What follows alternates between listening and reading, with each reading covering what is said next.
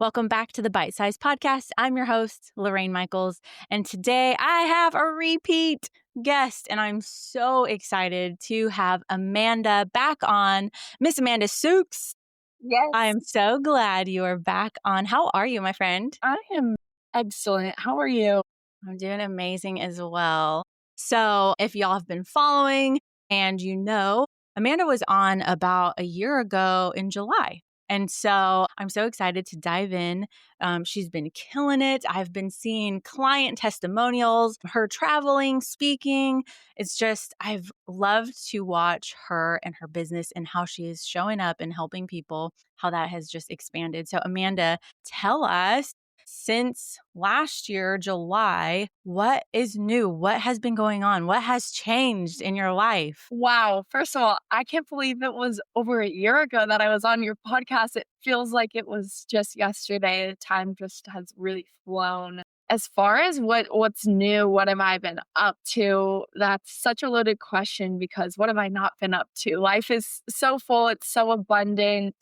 My functional medicine and nutrition practice has really just blossomed in such a beautiful and powerful way over this past year. And really, what my whole purpose and mission has been around is to helping people really uncover what is the root cause of the health challenges that they're facing and how can we incorporate the right systems and structure to help uncover those root causes, then uproot those stressors, those hidden imbalances, so that men and women can really fully step into their mission, their calling, their purpose here on this planet. Yes, I love that. I absolutely love that. So you briefly just touched on it. And if you wouldn't know, if you're not familiar with it, your steps are the 3. What were those again? Yeah, uncover, uproot, unleash. I think Amazing. it's simple, but that doesn't mean it's necessarily easy, right? Right. And what I have found is that a lot of times we're just trying things just to try it. Like there's this thing you see on TikTok, there's this thing you see on Instagram, you go to ChatGPT, it tells you this thing, but there's not really data to back it up. And my background is actually in finance and accounting and data analysis, and all of that helped me just take my love for numbers and incorporate it into optimizing the human body. So what I found is that when we actually test, we don't guess, we can have a very specific roadmap. And so that's where uncover comes in. So step 1, uncover, we're looking at what is actually going on with your hormones, with your gut, with the inflammatory markers, with all the toxins that are in our body. And from there, we're able to then uproot those hidden stressors, those imbalances that are happening from within, because I believe that healing is really possible with the right data. And so uncover, we do the testing, uproot, we're really figuring out, okay, I take all that data and I say, this is our roadmap and this is what we're going to do to help your body heal. Really what I care the most about is unleash. And I want to help people get out of survival mode. I want to help people not just feel good or great, but feel excellent. In my opinion, if someone says I'm good, that's like a 6 out of 10. Someone says I'm great, that's an 8 out of 10. I want people to be waking up with just as much energy, zeal, vigor, vitality, longevity as a 10 out of 10, as an excellent marker. That's where my whole heart and soul is because I feel like there's so many people that leave so much on the table because they don't even know what it's like to live a life with energy and vitality. Yeah, absolutely. That's awesome. I love that. So how do you decide which labs to recommend versus standard labs? What's a test that you feel is underutilized but should be more mainstream? So good. I don't think that there's enough people that are doing tests outside of blood work. So blood Mm, work is great. It's a great baseline. Most of the time, the blood work that you do get doesn't really tell us enough to be able to pinpoint what is the root cause. Standard labs miss a lot. And oftentimes standard labs, blood work labs, they're like, "Oh yeah, we're checking your thyroid, but we're only looking at your TSH, your thyroid stimulating hormone." There yeah. are 5 or 6 other markers that I will usually test for every single person that comes into my practice. And most of the time, once we actually see, oh, there's a thyroid problem, that's not actually the root cause. So the root cause is often linked to one of three things: toxins, something going on with the gut, or a lack of efficiency with micronutrients. And so, as far as testing those three, that's when comprehensive functional lab testing comes in. And so, underutilized tests that are really powerful would be looking at a gut test, seeing, are there any parasites? Are there any pathogens? Is there any digestive insufficiency, fat malabsorption, inflammatory markers? All of that tells us so much. And there could be one thing off, there could be five things off. There could just be a lack of diversity in your gut, which really impacts your overall health. I mean, you think about it, 70% of your immune system is in your gut, 90% of your serotonin is produced in your gut. And if we have what we call intestinal permeability or leaky gut, the toxins don't get out of our body, they just get reabsorbed back in. And so, gut test is one that I believe is really underutilized. I think another marker, this isn't a specific test, though there is a specific test I do for this marker, is 8 hydroxy 2-deoxyguanosine. It is a marker for oxidative stress. And oxidative stress is the highest level of stress on your body. Stress is not a bad thing. We need acute stress in our life. That's what makes us go, right? That's the drive that's necessary from our day to day. But if it's chronic stress over time, that breaks down our body, and our body goes into fight or flight mode rather than rest and digest. And that can impact our gut, our nervous system, all the things, and our overall health then starts to suffer. And what I've found is that oxidative stress is the equivalent to human resting. And so, if our body gets to a level of oxidative stress that says, Houston, we have a problem, we need to go in and figure out what is underlying that's really causing that oxidative stress to increase. And there's different kinds of stressors. There's mental stress, there's physical stress, there's emotional stress, there's environmental stress. So that can be from toxins, that could be from the stress in your relationship, in your environment. It could be mindset, what you're telling yourself. It could also be how you're fueling your body. And, you might think that you're eating all the things right. Heck, I was there. I remember when I was so sick and I'm like, I'm doing everything right. And then I got a test back and it was like, Amanda, we need to pull the halibut out of your diet. Sure enough, I pulled halibut out of my diet. 6 months later, I went to go eat the halibut again. My whole body broke out in hives and in a rash. And that's just a prime example of halibut is healthy. Halibut is good for you, but Yeah. it wasn't good for me personally. And so Yeah. that's why knowing that was a stressor that was on my body. And as soon as I pulled it out, the inflammation started coming off of my body. And so knowing that there's different types of stressors, your mind, your emotions, your physical food that you're putting in, the toxins that are constantly touching your skin that you're ingesting, you don't even realize it until you start to become aware. Those are all the things that builds up and create that oxidative stress level. Yeah. Oh man, I love that. I had a dietitian on and we talked about the same thing about how what is seemingly healthy for someone is actually harmful for someone else.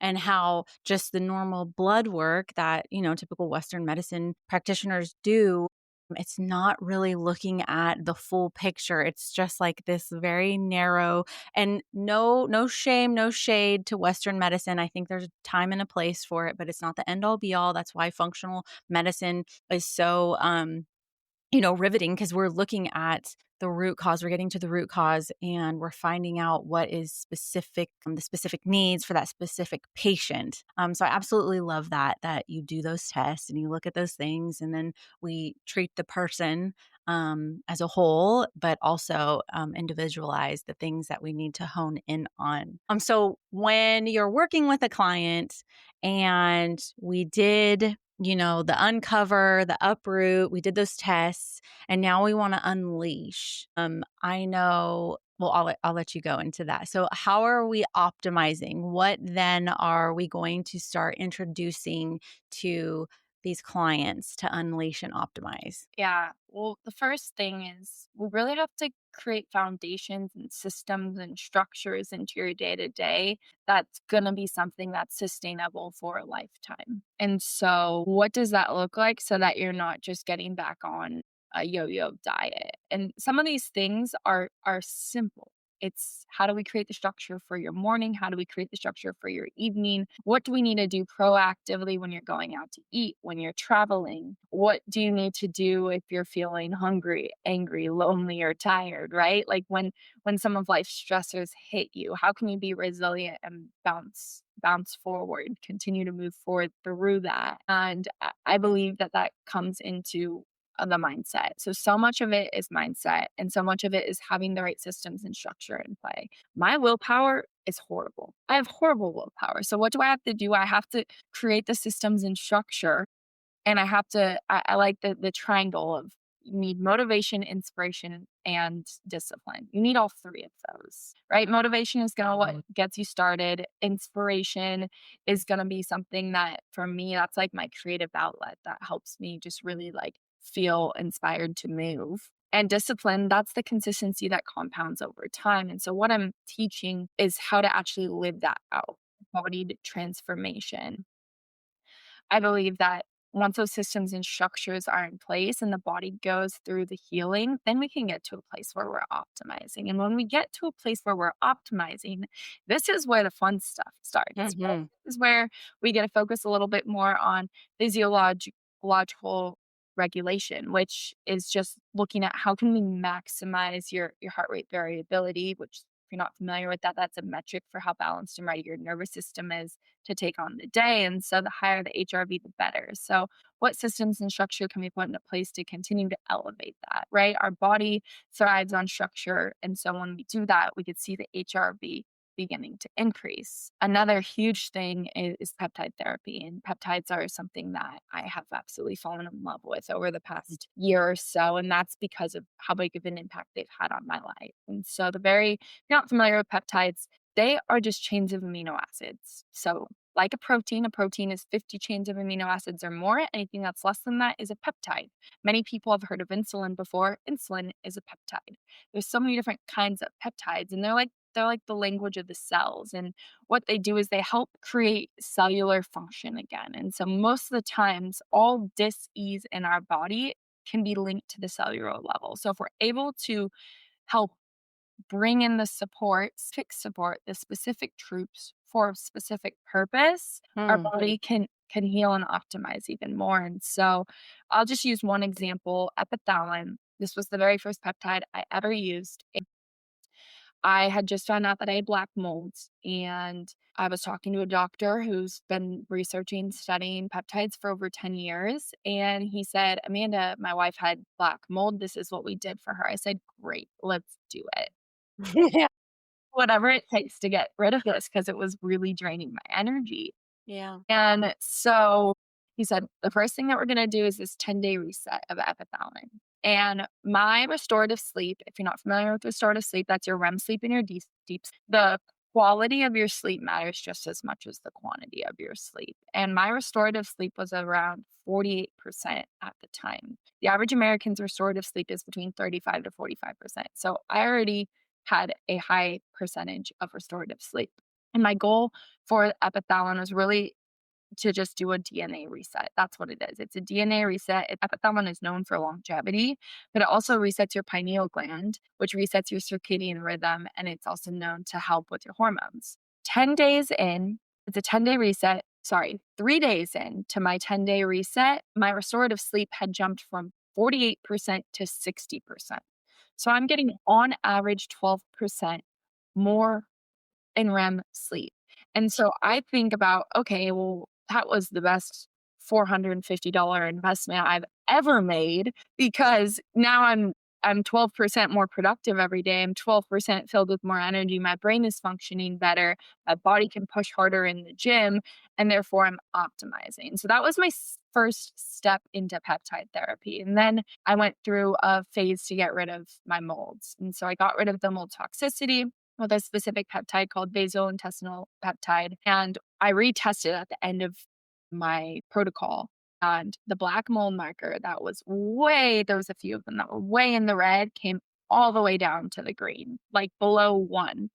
Wow. And it was remarkable, the results that I got from it. And so that is when I knew, like, hey, my body was primed for this, right? I'd gone through 18 months of healing And I was finally like, okay, I'm ready to optimize. And so then Yeah. that's when I took it a step further and started getting introduced to all the other different peptides for healing and recovery so that I can push harder in the gym the next day or so that I have more energy just throughout my day. I actually had rolled my ankle and I was doing all the PT in the world at a top PT spot in Dallas and nothing was working. And then all of a sudden I incorporate this peptide and sure enough, 2 weeks later, my ankle is good as new, and so BPC 157? it was BPC 157 mixed with TB 500. It was Yep. the combo of both of them that really Yeah. did it for me, and then I started getting into some more of the aesthetics ones and just saw some really incredible results, but Yeah. there's kind of a different there's different so many different pockets and really effective ways to best, like, not just heal, but optimize your health. Yeah. Yeah, absolutely. The thing that is important, and tell me if you agree, that before jumping into peptides, because it is really popular right now, and I see it all over TikTok and, the glow stack and anti-aging and all this stuff. It's super important before you start dumping your money into peptides. You need to make sure your body's ready for it. You need to make sure that you're working with someone and that, these not just your normal labs, but these other labs that we look at, like everything's ready and you're setting yourself up to then introduce these peptides that are going to only, like you say, optimize and enhance what you've already invested in. Oh, yeah. I'm smiling from ear to ear right now because that is the number one thing that I say. I have people that reach out all the time. Hey, I'm interested in starting these peptides. And I'm like, okay, why are you interested in these specific ones? Oh, I don't know. I just saw that it helps with this, that, or another. And I'm like, well, first we need to see what's actually the root cause. And once we see what's the root cause, your body might actually need healing because the peptides are only going to be as effective as your body is primed for them. Yeah. So if people come to me and they're like, I'm just looking to level up, I'm already in great health. Yeah, for sure. Peptides are excellent.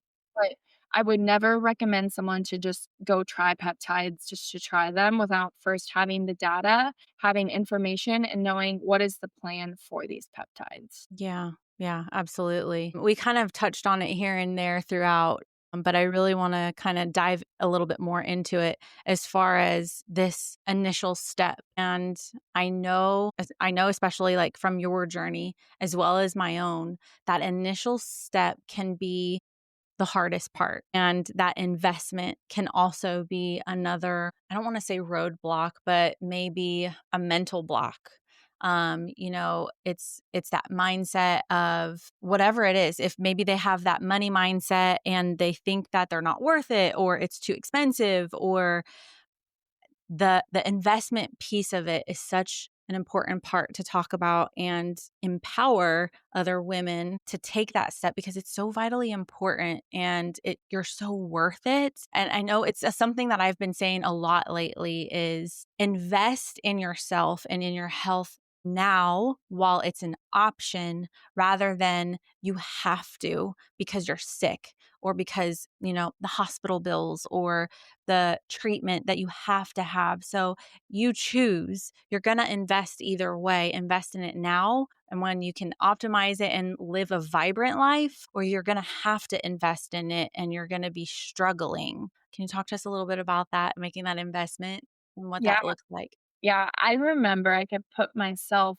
back when I was really sick. And at this point, my energy had plummeted, my brain fog had set in, I had gained weight, I didn't recognize myself in a mirror, I didn't feel like myself, and I was desperate. And I had isolated myself, so I pulled back from a lot of friendships, a lot of connection. That was really crucial for my health. And when I made that first investment, I was like, my goodness, this is so much money. This is insane. And it was so scary because you think like, okay, well, what if this doesn't work? All the things that I tried already have not worked. So why is this going to be different? And then you start to second guess, will I ever actually will I see results? Like, because I felt very helpless at the time. And I ended up spending $75,000 in 1 year on my health because I was determined to find an answer. And that's the reason why I got into this, is because I said, I don't want other men and women to feel the way that I feel. So let me time collapse the energy that you're putting in trying to find all these solutions into a concise plan that's actually going to work. You know, I think that you said it perfectly. You either will invest in your health now or you're going to pay for it later. What most people don't realize is that chronic disease usually begins 5, 10, 15 years before the disease actually manifests. And Mm, so most people, insulin resistance is happening now. It might not show up for another 5 or 10 years yeah. or all of what they are neglecting right now, right? It's gonna show up as cancer in 10 years. We don't want that to happen, right? And so what can we do now to be proactive? And I think one of my favorite client testimonials, she came to me proactively. Mm, Had been feeling a little bit irritable, and a lot of her friends had said, "Oh, it's just the fact that you have a toddler, you're in your early 40s, life is busy. Yeah, you're gonna have mood swings, you're not gonna feel great." She was like, "No, something's not right." And so she came to me, we did all these functional tests, and we uncovered that she actually had an autoimmune condition that was going on that she went her whole life not knowing about. And you would have looked at her and thought that she was perfectly fine. Same way it was me. Doctors looked at me and said, "Oh, you're perfectly fine, Amanda." I knew that something wasn't right. And so that's where you tune in and you really listen to your intuition and you say, "You know what? I need to become the CEO of my health because my life matters." And because if I don't have my health, nothing else matters. It really doesn't.